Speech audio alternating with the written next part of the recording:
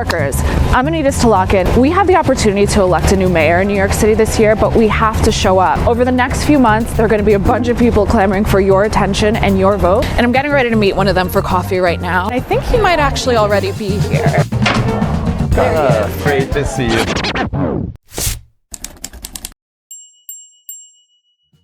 We're gonna hop into specific policy issues, but I wanna start at the end. Let's say we're on the last day of, the first term of a Mayor Brad Lander. How does the city look different now? Yeah, thank you. It's a good time to imagine something better than what we have now. So that'll be a city that is genuinely safer, more affordable, and better run, where people trust City Hall again. So for safer, we will end street homelessness for people with serious mental illness in my first term in office. That might sound pie in the sky. We're talking about 2,000 people who are sleeping on the street who have serious mental illness.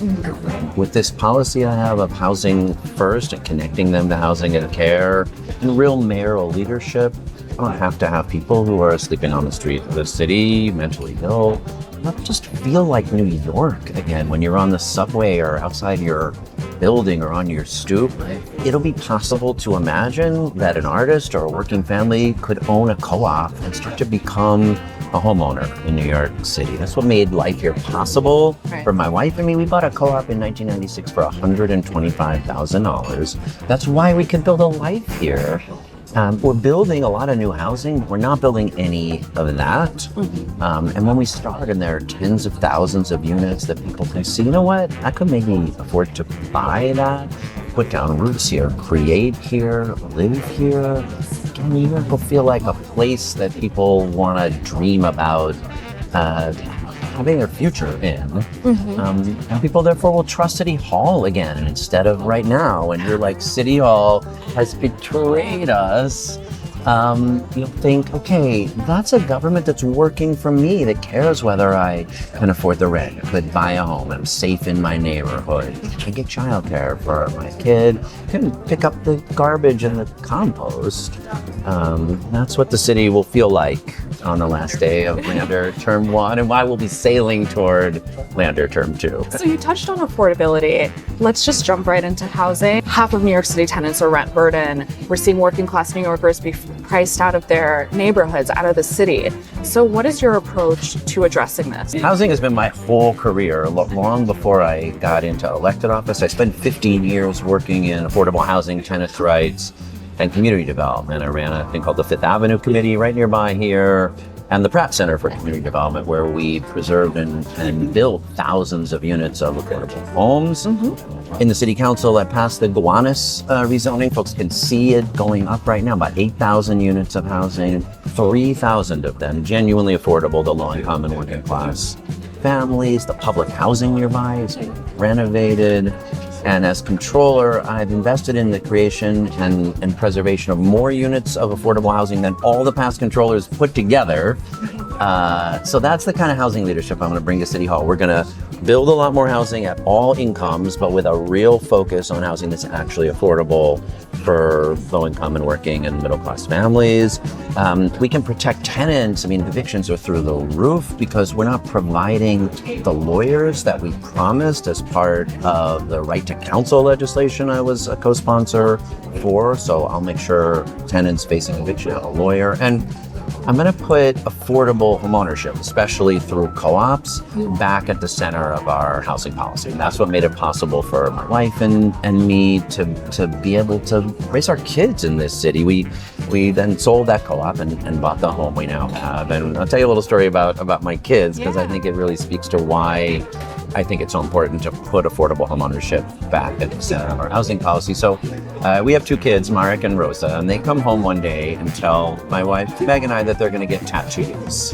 and Meg and I, we are not tattoo people. And Meg tries to stop them. She says, well, you know what? I'm going to get whatever tattoo you get in the same place, thinking that will stop them. But our kids are New Yorkers, and they are like, sure, bring it on.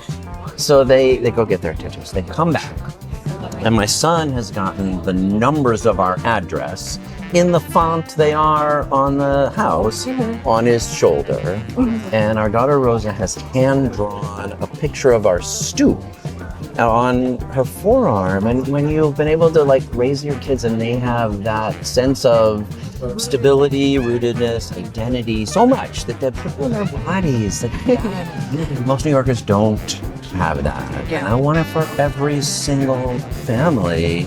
And of course that means you got to be able to afford the rent and not get evicted, but making it possible for families to buy something here and put down roots. And we could do that. We did it once in the Mitchell-Lama program, which was, co-ops in South, amalgamated houses, co-op city. Now we're building all this new housing, and almost none of it is that kind of affordable co-op that made it possible for us to live here. So I'm putting that at the heart of my housing policy, so families could stick around. Let's stay on affordable rental units for a second.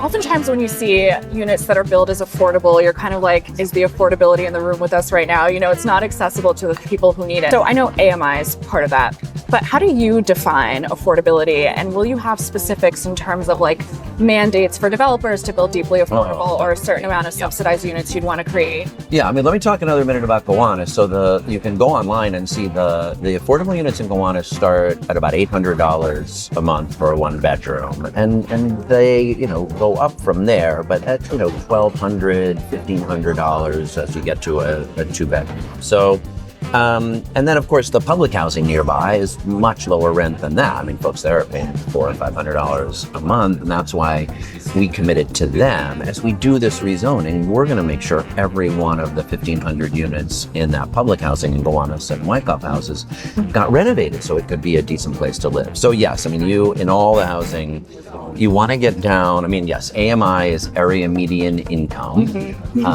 and unfortunately it's even more complicated than that because the area includes the surrounding suburbs. So traditionally, the housing has only gone to what's called 60% of AMI, which would be a family, making about $65,000 a year. In Gowanus and on a lot of the developments that I have pushed, you got to get down to 30% of AMI. So people who are making $30,000, $40,000 a year can get it, because obviously those families. So now look, for affordable homeownership, it also should go up the other way, because you could be making 100, you could be a couple making 150. You still can't possibly afford to buy a co-op in New York. So for the homeownership programs I'm talking about, those will go up a bit higher, because we would like working class and even middle class families who can't possibly find something today. So you do need it, to be rental units that go down to the deepest levels of affordability to help folks get off the street who are homeless, and then up to homeownership units that make it possible for a family that's making $125,000, $150,000 a year to imagine themselves as homeowners, and everything in between. Your signature issue is your plan to end street homelessness for folks who have severe mental illness. How do you do that? So right now, we're talking about 2,000 people in New York City who are sleeping on the street tonight, or might be in hospital or at Rikers, and when they come out will be likely to be homeless. We actually have about 2,500 vacant single-room occupancy or SRO or supportive housing units. But those units are held for people who first go to shelter. And a lot of folks have had bad experiences in shelter, and so they don't go. And so they just keep cycling from subway to street to hospital to jail and then back again. And this model that works is called Housing First. And you take someone directly from the street into one of those supportive housing units, make sure they get services wrapped around, because they gotta take their medications, see their clinician. It works, and they're doing this in Salt Lake City, in Denver, in Houston. It works 70 to 90% of the time to keep people stably housed. But we're not doing it at all. The Adams administration really has what I would call a housing last policy. It wants to do homeless sweeps and push you from place to place. It wants to try to get you to shelter, try to get you to hospital, do something wrong and put you in jail. It never says, here's a housing unit. And that is what has been proven to work. Now, it also takes real mayoral leadership, because it's a lot of different agencies. There's so many different outreach agencies, and there's so many different service agencies, and there's PD and correction and the housing department. So you need a mayor that's making this issue one, make sure it's managed from City Hall, that continuum of care is better coordinated, the outreach is more effective and coordinated. But the real central thing is that what the outreach workers have to be offering is housing. Right. Because that's what gets people off the streets. I want to ask about the involuntary hospitalization piece. I know with Adams, we saw that he expanded what constitutes as grounds for involuntary hospitalizations, which obviously raised concerns about folks' autonomy and like the NYPD having contact with folks who are perceived to be experiencing a mental health crisis. So how does your approach compare to his there? So there are times when someone needs to be involuntarily hospitalized, when they're in a real mental health crisis and become a danger to themselves and to others. We've seen this. This is, what happens when someone is in a place where they might push someone onto the tracks. Or I have a friend whose 8-year-old was pushed to the ground 2 weeks ago by someone in the local subway station. So that's somebody who, there are people who need to go to the hospital. But two things. First, then a couple of weeks later, the hospital's going to be ready to release them. And if they go right back to the street, then the same cycle is going to continue. And we're not focused on offering them housing. The other thing is, if you got that person off the street earlier, you wouldn't have gotten to that in the first place. So rather than sending someone to do involuntary hospitalization, or rather than sending a cop when someone has called 911 because that person is threatening or harassing or violent, you go upstream and you send a social worker or a nurse or a case manager who says, hey, you know what, we have housing units that are available tonight. It's freezing cold out. I know you don't want to go to shelter. We met a couple weeks ago, I gave you some socks and a coat. I have a housing unit that you can, with a door and a lock, your own room, somebody to, check up on you, some social services. The vast majority of people will say yes to that. And now they're never in that crisis they were in. So the focus on involuntary hospitalization, which again, we need sometimes, but if that's how you're thinking, it's like, can we sweep people along? Can we force them, off the street? Can we push them into a hospital? And we tell them it's illegal and they're gonna go to jail if they don't move?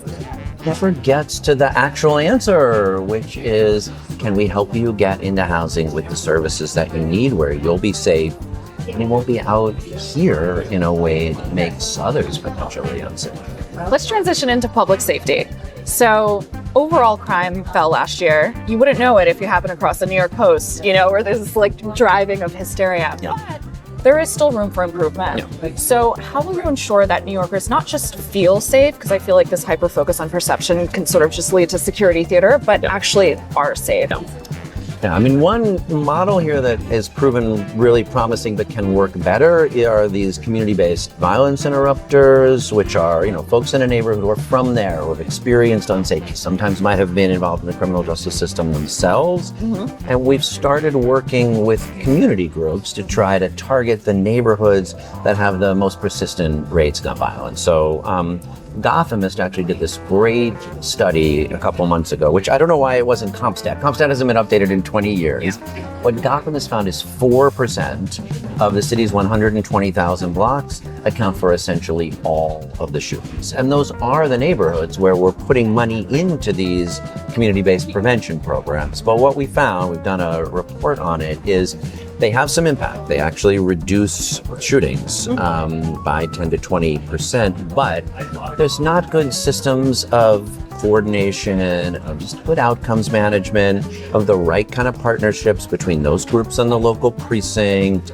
With outcomes, everybody's watching. So you can see when crime shifts, when it's felony assaults rather than shootings, where you're watching particular hotspots, which are what people in the neighborhood know. So it's really about building a public safety coalition. Like we're the trust between officers and New Yorkers is pretty badly damaged, but it can go in the other direction. When I was a city council member, Jumaane Williams and I passed the Community Safety Act. Mm-hmm. This was at the height of stop and frisk. Mm-hmm. And we then saw stop and frisk come down dramatically at the same time that shootings and murders and violence were coming down dramatically. So when you get that trust restored, you can have communities that are safer, that people are part of producing that safety in partnership with the police, and see neighborhoods that both feel safer and are safer. So that's the kind of, that takes accountability. I don't know. I think New Yorkers, like, they want accountability when people commit crimes. They want accountability when officers abuse force. They want accountability when the police commissioner runs a protection racket with his brother. They want accountability when elected officials spend lots of money on programs that don't work. And really, in some ways, that's the reason I think I will be the best mayor in this field is I've got a track record of actually making government work, of being accountable, of holding people accountable, giving them the support they need, but focusing on the kind of outcomes everybody wants. Well, you touched on stop and frisk, and I do want to stay there for a second because we've seen it balloon under Mayor Eric Adams with stark racial disparities. And in terms of police accountability and oversight, I'm also thinking about like how we've seen aggressive police response to political protests, Black Lives Matter protests, pro-Palestine protests. What does accountability look like under your administration? Yeah. Any changes to CCRB? What does that look like for you? CCRB needs the resources to actually investigate cases, which they've seen declines. But there also needs to be most of the time now, when they recommend sanctions, the NYPD dismisses or downgrades them, and so you don't wind up feeling like there's any accountability. So I will restore professionalism to the budget that enables the CCRB to do its work. And I will work with my police commissioner to make sure that the cases that get brought are not just consistently dismissed and downgraded, but that there's real accountability. And I think I talk to officers. I don't like it when the police commissioner is committing crimes and senior leadership are sexual assaulters and abusing overtime. I mean, gross. So I do think there's a real opportunity at this moment to restore trust with both accountability and support. And people expect to have to follow the rules, so they got to know what they are, know they're going to be enforced, know everybody is being held to them. And I really do think there's a moment, like there was, when the height of stop and frisk was a moment for reform. There was a big movement that came together. Though this is in the Bloomberg era when we were stopping over 600,000, the city was stopping over 600,000 young Black and brown men a year, even though there weren't even 600,000 young Black and brown men a year in the city. Right. It was insane numbers. It reached a point for reform, and this is like that as well. There's a real opportunity for a reset that includes accountability. People have the right to be treated fairly, and if they're not, to believe that there'll be a consequence, that there'll be some meaningful discipline, but that also says to officers, along with accountability is going to come support and trying to restore the trust that's been lost. So I want to ask about the budget. What do you see the size of the police department? Well, so we're actually facing a staffing crisis at the PD. So right now the budgeted headcount is 35,000, but today we only have 33,500, and 4,000 officers are going to hit their 20 years when they can retire this year, because 2005 was a number of a lot higher. So if they all go, we're going to be over 5,000 officers down from headcount. Now that's a big driver of overtime. If you're 5,000 officers down, then you wind up doing it with overtime. You're spending a lot more money and a lot less accountability. So what I want to do is get to the budgeted headcount and do what's necessary. Have the 35,000 officers we budgeted for and significantly reduce the overtime. That's going to take a few steps. It's going to take opening up recruitment a little more broadly. Right now, you have to have 30 college credits. We could make sure that the academy, the training at John Jay and CUNY makes it possible for you to come in, get the training you need, but not bar the door quite so tight at the front. And then use training over time to make sure people are getting all the tools they need.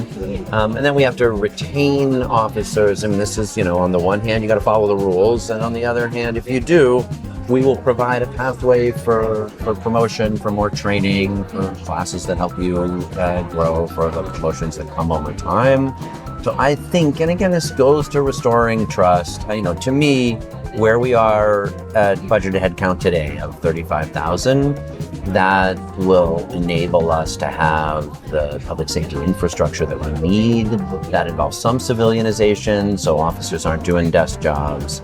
It involves addressing this real public safety crisis with good leadership, bringing down overtime. We have to talk about DC for a second. Yes. We have a new person at 1600 Pennsylvania, as I'm sure you might have heard.